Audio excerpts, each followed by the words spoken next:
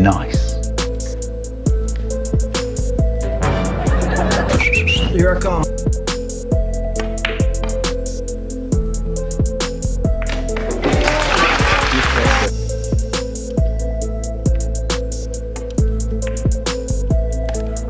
Yeah, boy.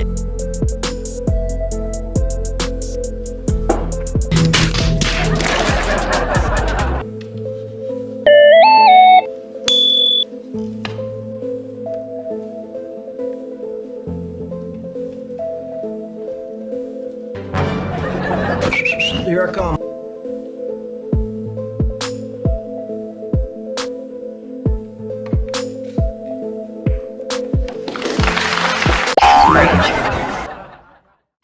Magandang umaga mga kaibigan, mga kabilyard. Welcome to Efren Reyes Reaction and Commentary Videos. For today's reaction video, ito i-discuss natin isang napaka-exciting match between Efren Bata Reyes, the Magician, versus dito sa isang Japanese pool master, no? Yung tinaguri ang The Pool Prince ng Japan, itong si Nakamura Nishio. Dito nga maglalaban sila noong 1999. Ito yung The Matsuri 9-Ball Championship match at nasa final match na itong dalawang magagaling na pool master na ito. Naglaban sila sa game na 9-ball, race to 9, at meron itong winners break format, no, sa kanilang rules. At dito nga makikita natin na sa table si Efren Reyes, at ang mananalo dito sa laban na ito ay mag-uuwi ng 300,000 yen. Yan yung winning cash prize nila sa panahon na yan, at napakalaki na yan mga kabilyard, no? Pero tingnan natin kung ano ang kakayahan nitong si Nakamura Nishio sa paglaban dito kay Efren Bata Reyes sa kanyang prime, no? Panoorin natin mga kabilyard.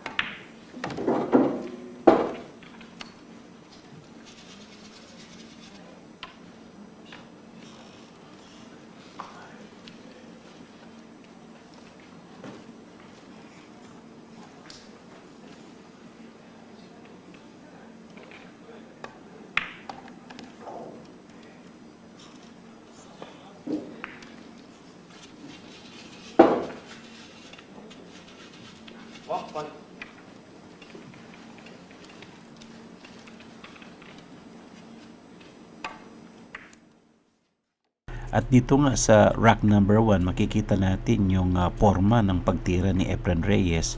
Malinis at maganda yung pinapakita niyang cue ball control at positioning. Dito nga mukhang makaka-first blood itong si The Magician dito sa rack number 1. Makikita natin si Nakamura Nishio ay nandoon lang, no? Mapapansin natin nanonood dito kay Efren Reyes. Pasok ang 9, 1-0 ang score natin dyan mga kabilyard. At dito nga makikita natin yung husay at galing nitong si Efren Reyes dito sa rack number 1. Winners break ito, kaya si Reyes ang magbe-break dito sa rack number 2. Panoorin natin mga kabilyard.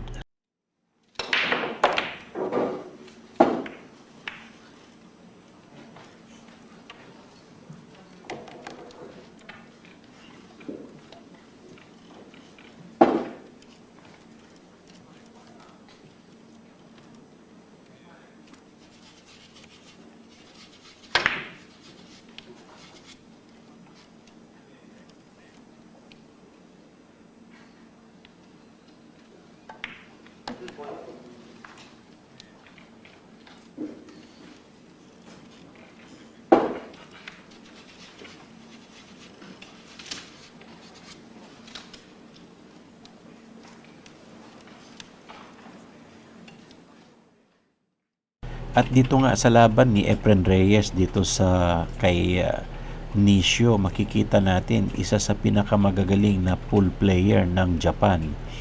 Dito magtatagpo itong dalawa na ito at maglalaban sa isang napakagandang setup, no, dito nga sa panahon na nasa peak ng paglalaro ng bilyard itong si Efren Reyes, at itong tinagurian na the Prince of Pool Master dito sa Japan, nilabanan niya itong si The Magician. At dito nga maganda yung pinapakitang tira ni Reyes at nasa last 4 balls na lang siya. Panoorin natin mga kabilyard.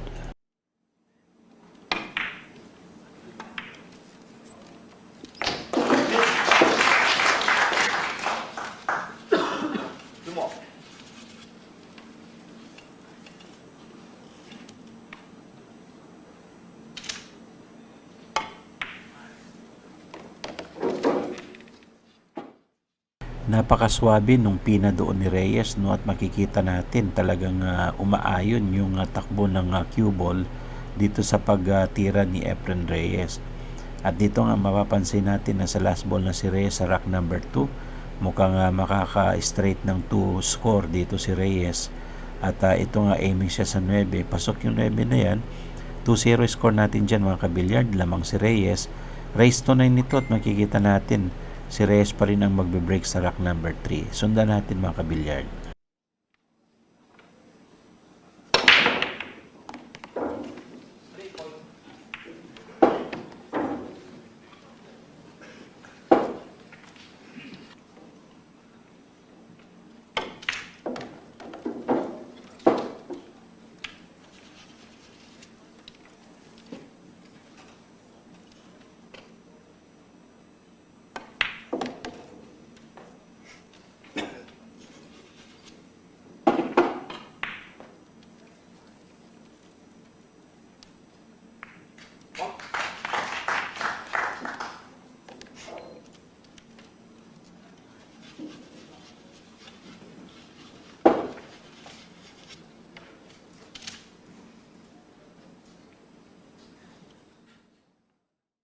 At dito nga makikita natin yung posisyon ng cue ball.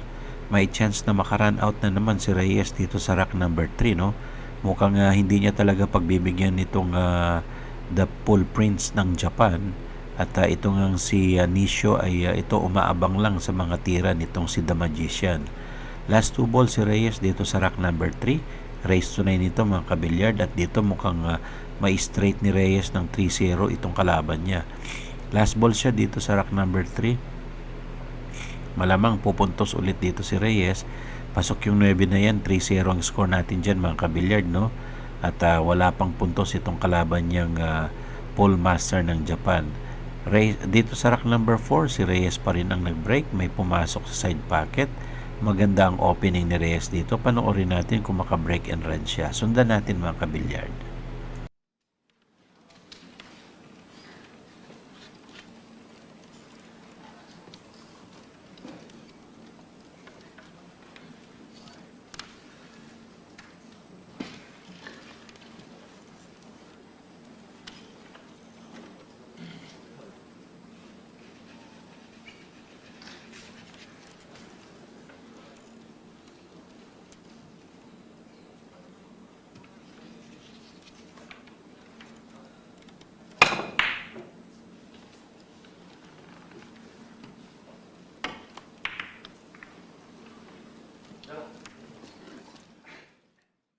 At doon nga sumablay si Reyes sa combination niya na yon, at tinatry niyang kumuha ng magandang ball position, no? Unfortunately may makapal yung tira na yun ni Reyes, kaya sumablay doon sa corner pocket. At ito si Nishio, hinahanapan niya ng paraan dito sa kanyang object ball. So sundan natin kung makadiskarte si Nishio dito. Panoorin natin mga kabilyard.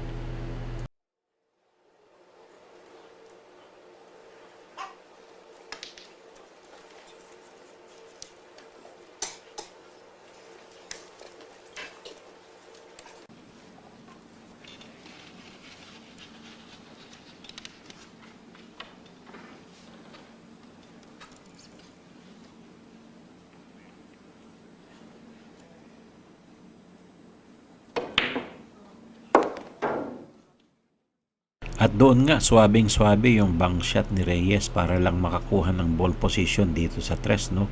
Maganda yung pinakitang tira doon ni Reyes, kontrolado niya itong cue ball, Kaya nakakuha ng position dito. Medyo alanganin lang yung position ng cue ball na ito, kaya very stiff sa stretch ni Reyes. Ganun pa man, naipasok pa rin ni Reyes yung ball number 4 na yun. Ball number 3, at dito may panahon pa na maka-penetrate si Reyes at maka-run out dito sa rack number 4.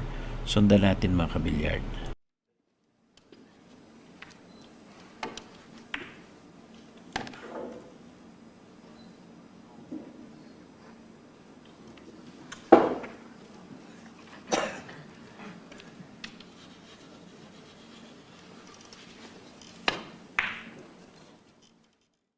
At dito nga sa posisyon ng cue ball, tumago no, sa likuran ng 9, at dito medyo alanganin si Reyes.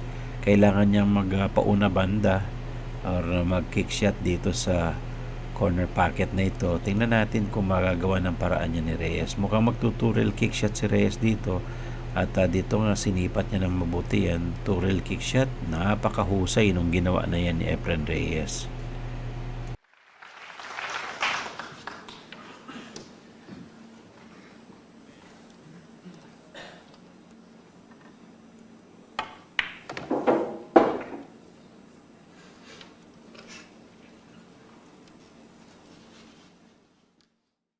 At dito nga sa rack number 4 mga kabilyard, no, makikita natin itong tira ni Reyes. Mukhang makaka 4-0 dito si Reyes, dahil nga last 2 ball na lang si Reyes dito sa rack number 4. At ito medyo hinihintay niya yung tira ng isang player doon sa kabila, at pinoposisyon ni Reyes yung kanyang sarili, no, para maitawid niya itong last 2 ball na ito at pumuntos siya ng isa pang puntos. Race to 9 lang ito mga kabilyard, at dito nga nakakakita na tayo ng panibagong puntos dito kay Efren Reyes. Tutok na itong 9 sa corner pocket, no, at ito mukhang aabante na naman ng isang puntos si Reyes. Pasok yung 9, 4-0 na score natin dyan mga kabilyard. At dito nga si Reyes pa rin ang magbe-break sa rack number 5, kaya sundan natin ito.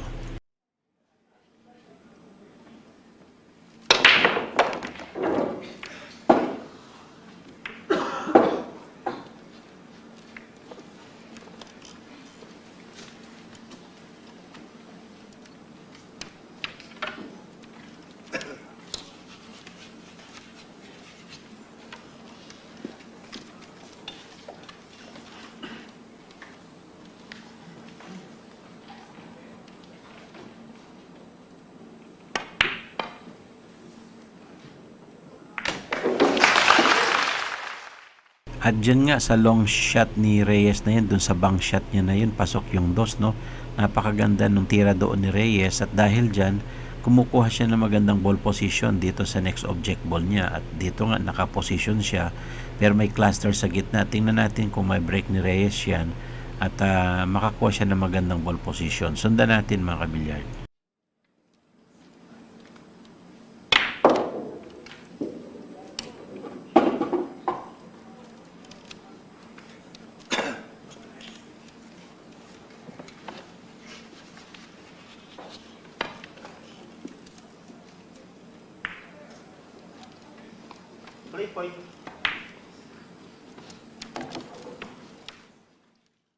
At doon nga sa tira na yon ni Reyes, na swabing-swabe talaga yung pagkakaposisyon ng cue ball. Parang dinadampot lang yung bola at nag-bobolehan advantage si Reyes dito sa tira niya. Napakatindi, no, nung concentration dito ni Reyes, lalo na sa mga cue ball positioning niya at saka mga anggulo. Last 3 ball si Reyes dito sa rack number 5. Mukhang hindi na nga pagbibigyan ni Reyes itong kalaban niya. 4-0 tayo mga kabilyard, no, at dito mukhang may chance na umabante na naman si Reyes ng isang puntos. At dito nga pinasok niya sa side pocket yung 8, tutok na itong 9 naman sa corner pocket. Mukhang lalamang si Reyes ng 5 puntos dito mga kabilyard. 5-0 na score natin, at mukhang hindi na niya pagbibigyan itong kalaban niyang si Nisio.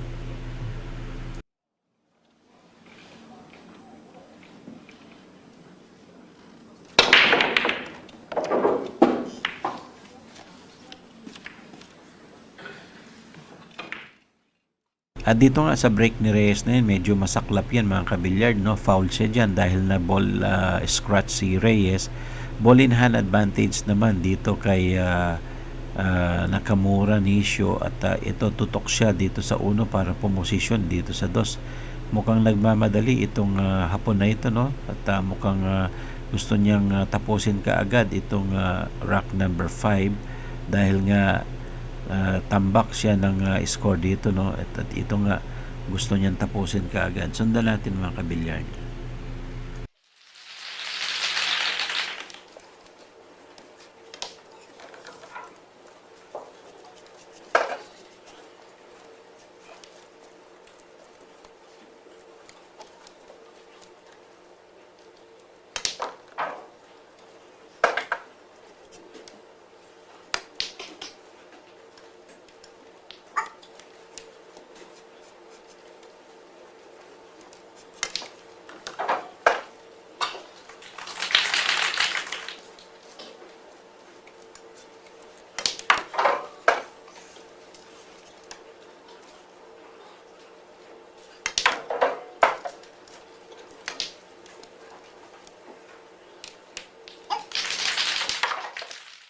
At dyan nga mukhang nakabawi ng 1 puntos itong si Nation, no? 5-1 na score natin dyan mga kabilyard.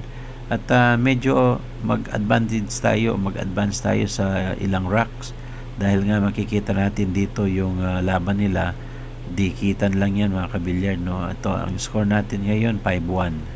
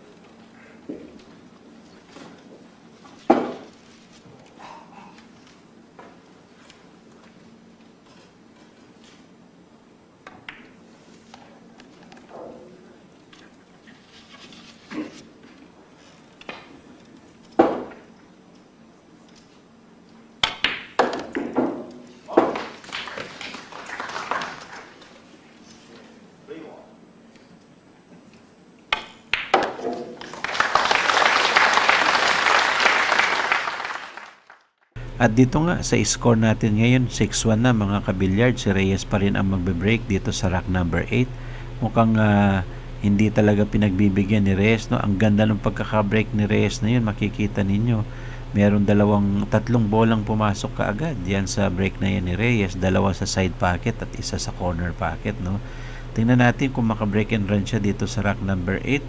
Score natin mga kabilyard 6-1. Lamang ng 5 puntos dito si Reyes, no? Pero tingnan natin, mukhang may chance na makahabol pa itong si Nakamura Nishio.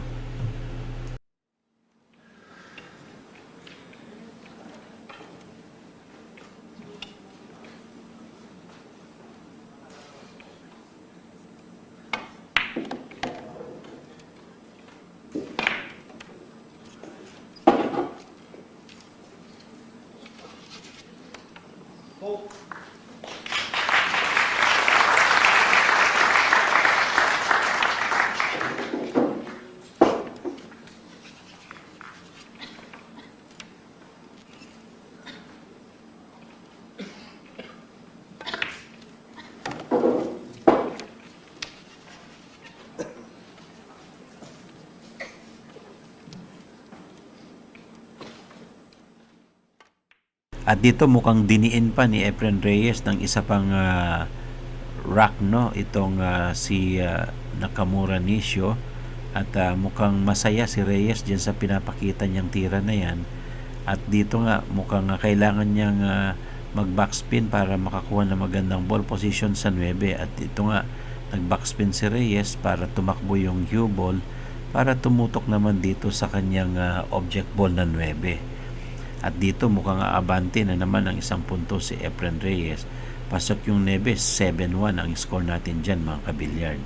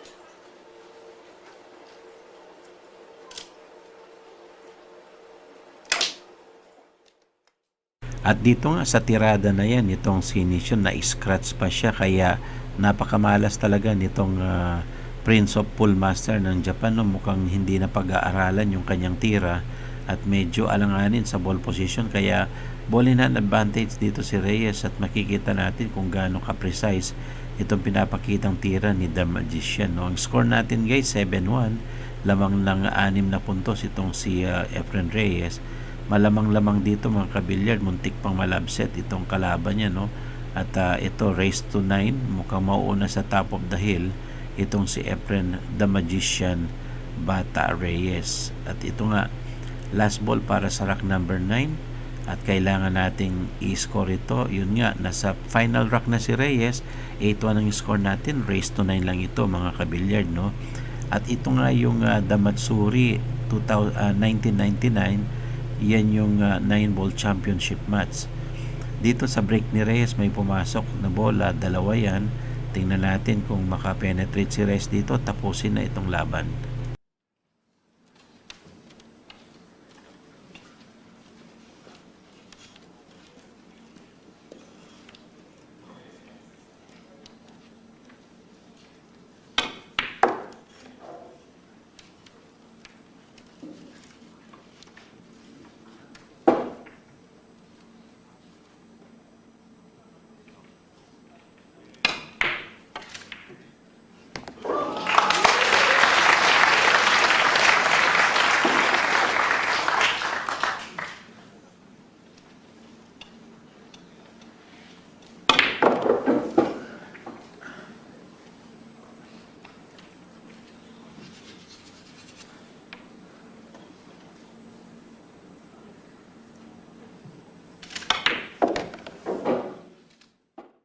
At dito nga mukhang alam na yung mga mangyayari at makikita natin yung posisyon nitong 6 at saka ng 7, 1 ball combination ito mga kabilyard, no?